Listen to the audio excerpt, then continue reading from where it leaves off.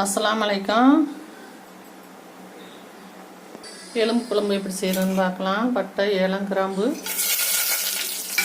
நல்லெண்ணெய் ஊற்றி சட்டி காய்ஞ்ச உடனே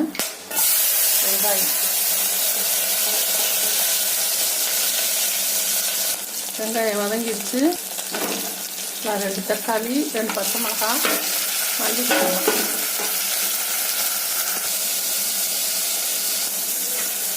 கொஞ்சம் போல் இஞ்சி வெள்ளைப்பூடு தட்டி வச்சது. எலும்பு நல்லா வேக போட்டு எடுத்து வச்சுருக்கேன். இப்போ அந்த எலும்பையும் அதில் போட்டாச்சு.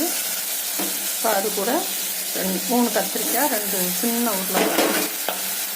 இதில் காரத்துக்கு ஏற்ற நான் கொஞ்சமாக தான் போட்டிருக்கேன். இந்த எலும்பு வேக வச்ச தண்ணி, அதில் உப்பு கொஞ்சம் அதிகமாக போட்டேன், அதனால் இதில் உப்பு கம்மியாக தான் போடணும். இப்போ அதில் 2 ஸ்பூனு மல்லித்தூள் எல்லாம் கலந்தது வீட்டில் அரைச்சி வச்சுருக்கு. சும்மா கொஞ்சம் போல் உப்பு, ஏற்கனவே அதில் நிறைய போட்டுட்டேன், அதனால். எலும்பு குழம்பு ரெடி ஆயிடுச்சு. கொஞ்சம் போல் மல்லி தூவி அப்படியே இறக்கிடலாம். தேங்காய் வேணால் ஊற்றிக்கிடலாம், தேங்காய் பால் எடுத்து. இல்லைன்னா தேவையில்லை, நான் ஊற்றலை.